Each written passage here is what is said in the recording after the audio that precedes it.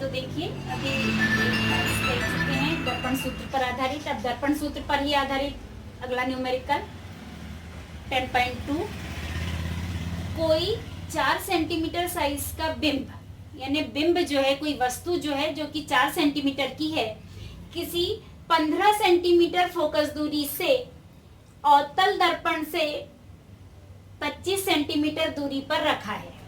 ठीक है, दर्पण से कितनी दूरी पर किसी पर्दे को रखा जाए कि स्पष्ट प्रतिबिंब प्राप्त हो, प्रतिबिंब की प्रकृति तथा साइज ज्ञात करना है। तो हमको प्रश्न क्या कह रहा है समझे। एक तो सबसे पहले हमने कहा कि एक रफ डायग्राम अवश्य बना लेना चाहिए, उससे जो है कार्तीय चिन्ह परिपाटी के अनुसार हमें जो वैल्यूज हैं इसमें प्लस और माइनस लगाने में सुविधाएं रहती है, ताकि हमारा गणित कभी गलत नहीं होने पाता। इसलिए पहले एक डायग्राम अवश्य लगाएं। तो सबसे पहले ये देखना चाहिए कि दर्पण कौन सा कहा गया है हमसे। अवतल दर्पण कहा है, तो इस प्रकार हमने अवतल दर्पण जो आपका बनाया, जिसमें कि अंदर का पृष्ठ जो होगा, गहरा धसा हुआ भाग जो होगा, ये परावर्तक पृष्ठ होता है, तो अवतल दर्पण बना लिया।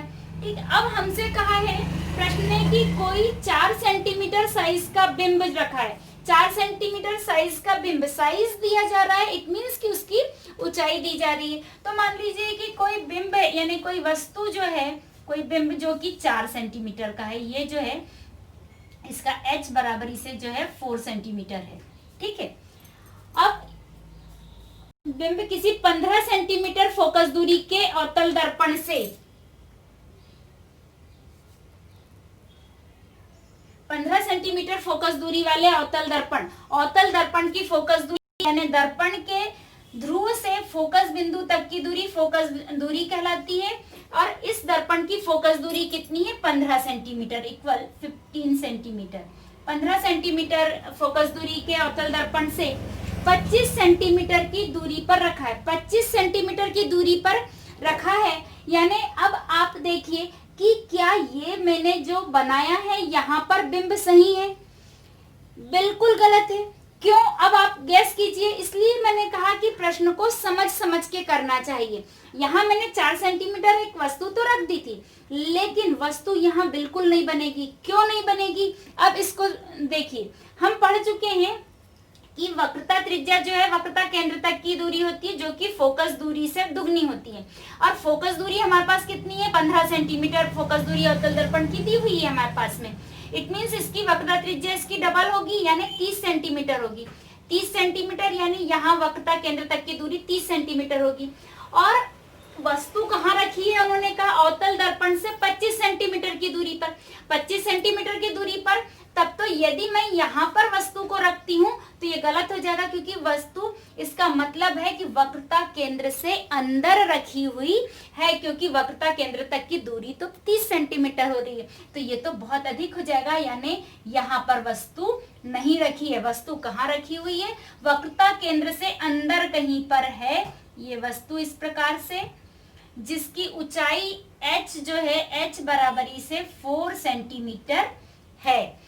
तो इस प्रकार अब हम जो है कार्तीय चिन्ह परिपाटी के अनुसार ये दूरियां देखेंगे। फोकस दूरी हमें दी हुई है 15 सेंटीमीटर। 15.0 यानी दशमलव के बाद शून्य है, कोई अंक नहीं है, तो हम हटा सकते हैं, डायरेक्ट 15 सेंटीमीटर लिख सकते हैं।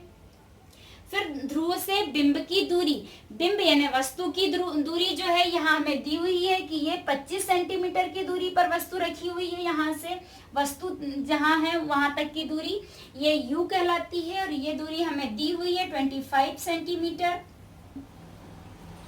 और दर्पण के ध्रुव P से प्रतिबिंब की दूरी तो अभी हमें नहीं मालूम है, क्योंकि वही तो हमसे पूछा गया है कि ये पर्दा जो है किस स्थान पर रखें कि उस पर स्पष्ट प्रतिबिंब प्राप्त हो जाए। तो प्रतिबिंब कहाँ बनेगा ये हमें अभी नहीं मालूम है, इसलिए ये क्वेश्चन मार्क आ गया यहाँ पर हमारे पास में। और हमारे पास बिंब की ऊंचाई दी हुई है, साइज दिया है, इट मीन्स उसकी ऊंचाई दी है, तो ऊंचाई 4 के बाद दशमलव शून्य है, तो दशमलव के बाद कोई अंक नहीं होने पर इसको डायरेक्ट हम 4 सेंटीमीटर लिख सकते हैं, 4 सेंटीमीटर। और प्रतिबिंब की ऊंचाई h डैश।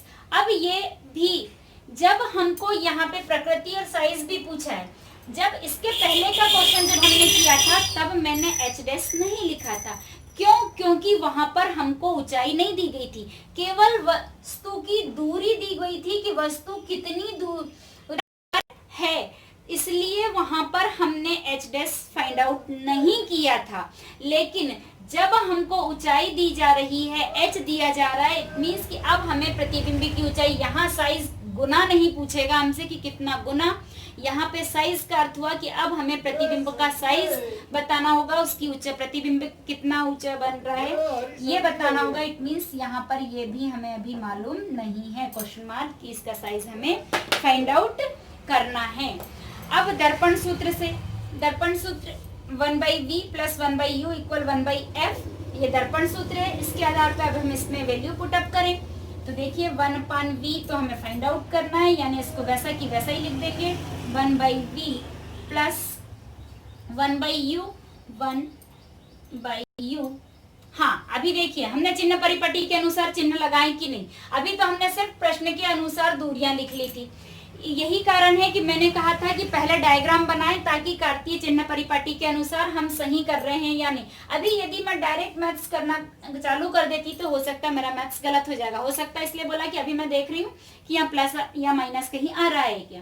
देखिए फोकस दूरी लेफ्ट हैंड साइड में अवतल दर्पण में हमेशा सामने ही होती है, सामने होगी तो लेफ्ट हैंड यानी माइनस ही होगा, तो फोकस दूरी भी हमारे पास माइनस आ रही है, यानी हम अभी गलत कर बैठते, इसीलिए ये बनाना बहुत जरूरी है। फिर बिंब की दूरी u जो है,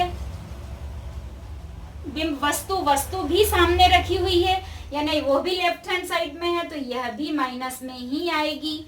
प्रतिबिंब की ऊंचाई ऊपर, जब वस्तु कहीं लटकी यदि बोल रहे हैं तब जरूर वस्तु माइनस हो सकती है, अन्यथा ऊंचाई हमेशा ये ऑलवेज प्लस में ही जाएगी, तो ये तो प्लस ही रहेगी।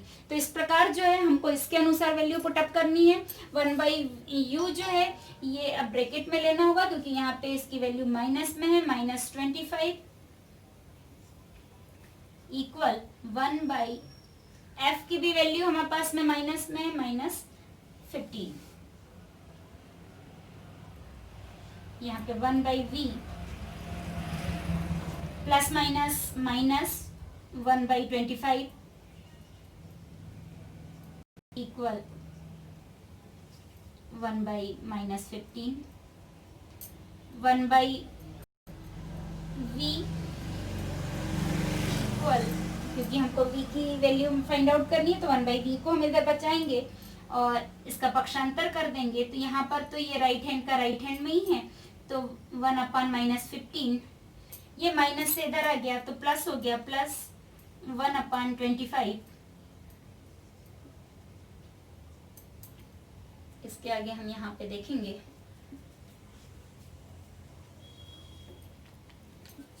1/v इक्वल, अब यहाँ पे 15 और 25 का हम एलसीएम ले लेते हैं। पहले यहाँ पे देख लीजिए 15 एंड 25। सबसे पहले छोटी संख्या से यहाँ पर देखिए 5 और 1 6 हो रहा है, यानी 3 से जाएगा, तो हम डायरेक्ट अभी 5 से नहीं देंगे, पहले 3 से भाग देंगे। 3 5 15 एंड यहाँ तो 3 से नहीं जाएगा, 25 जैसा कि ऐसा उतारा, फिर अगेन अब 5 से जाएगा, 5 5 5 और 5 5 25, अगेन 5 5 5 5। अब यहाँ पर देखिए 5 25 और 25 तिया 75, तो इस प्रकार हमारे पास एलसीएम आया इन दोनों का 75, 75। चूंकि एक माइनस में है इसलिए यहाँ पर भी माइनस होगा। अब यहाँ पे 15 का भाग दीजिए, 15 5 75, 5 एकम 5, और चूंकि यहाँ माइनस था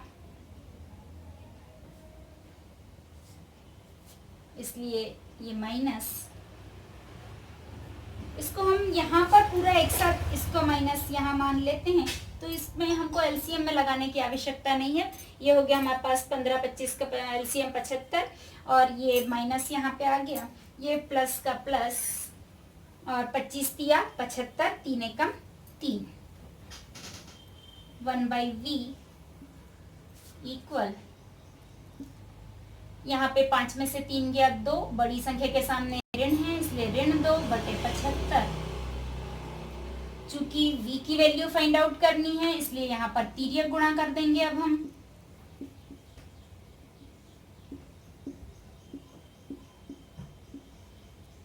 तो यहाँ पे हो गया ये v का मल्टीप्लाई -2 से हुआ तो -2v इक्वल 75 का गुणा 1 के से हुआ तो 75 एकम 75 ही हो जाएगा। अब यहाँ पे v अकेले को बचाना है हमें इसकी वैल्यू ज्ञात करने के लिए। तो यहाँ पे 75 ये इसके साथ मल्टीप्लाई में है तो यहाँ पे 2, चूंकि ये ऋण चिन्ह अपने साथ लेके आएगा, ऋण गुणे में है इसलिए भाग में गया, पर ऋण 2 आया भाग में इसलिए ये ऋण 75/2। अब यहाँ पे हम भाग दे के देख लें। 75 डिवाइडेड बाई 2, 2 तिया 6, 1 उतारा हमने 5, 2 सत्ते 14 बचा 1। यहाँ पे कोई संख्या नहीं बची है इसलिए दशमलव लगा दिया तो 0, 2 पंचे 10 यानी 37.5। तो v इक्वल 37.5 और ये माइनस था तो -37.5 v की वैल्यू हमारे पास आ गई है। अब इस प्रकार जो है v यानी प्रतिबिंब की दूरी थी हमारे पास में, प्रतिबिंब की दूरी, प्रतिबिंब कहाँ बनेगा? 37.5 सेंटीमीटर की दूरी पर बनेगा। लेकिन अब हमें अभी h डैश भी फाइंड आउट करना है, आवर्धन ज्ञात करना होगा इसके लिए। तो आवर्धन m बराबरी से यहाँ अगला सूत्र लगाएंगे हम। ये हमारे पास एक v की वैल्यू आ चुकी है। आवर्धन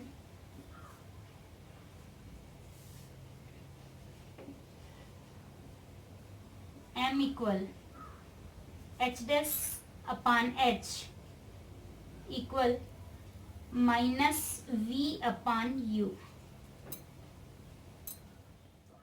यहाँ पर आवर्धन, हमने आवर्धन का सूत्र था, h डैश हमें फाइंड आउट करना है इसलिए h डैश ऐसा की ऐसा ही लिखेंगे हम।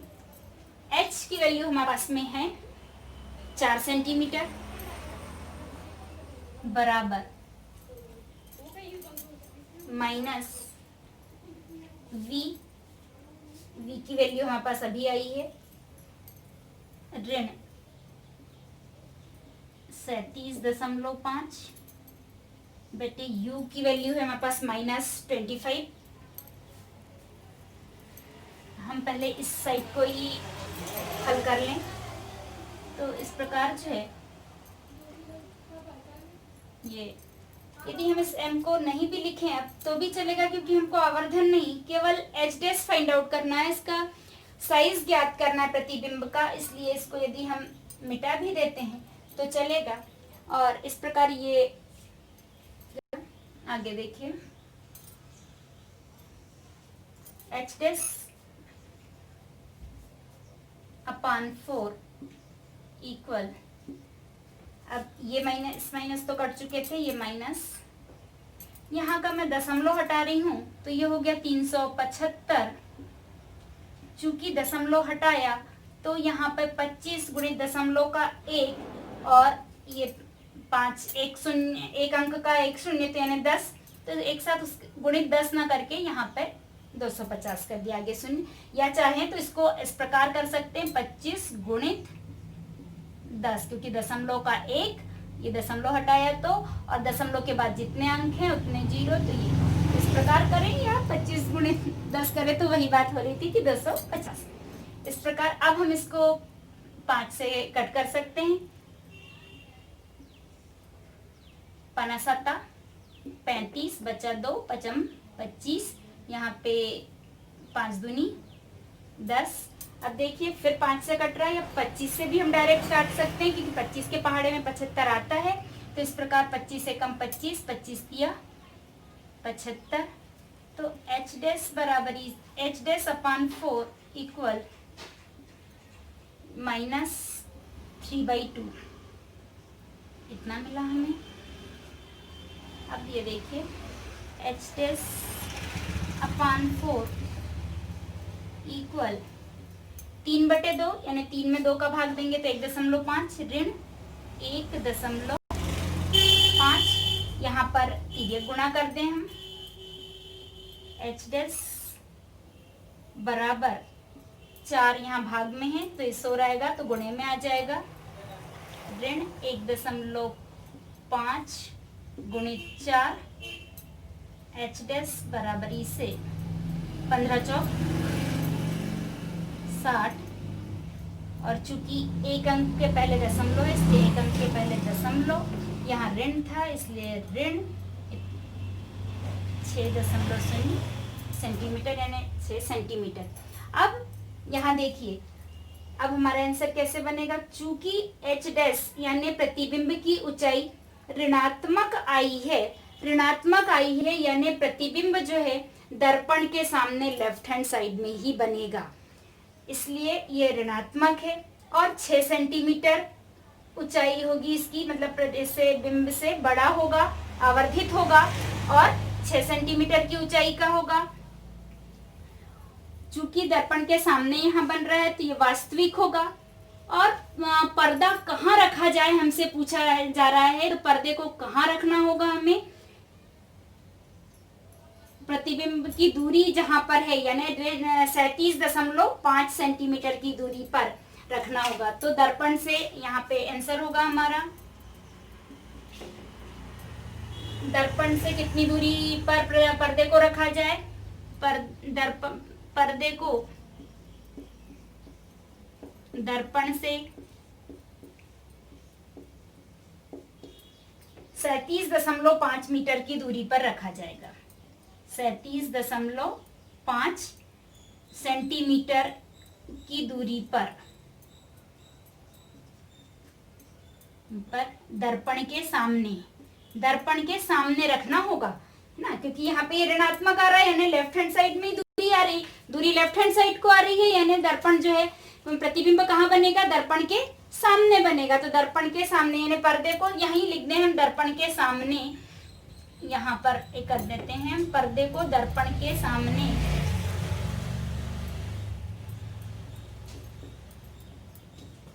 37.5 सेंटीमीटर की दूरी पर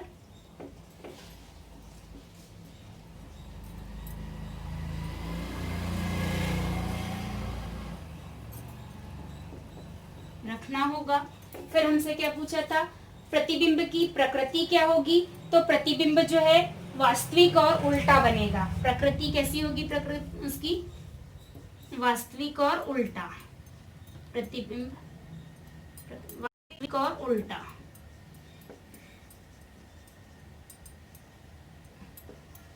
वास्तविक और उल्टा प्रतिबिंब बनेगा। फिर क्या पूछा है इसका साइज इसका 6 सेंटीमीटर होगा।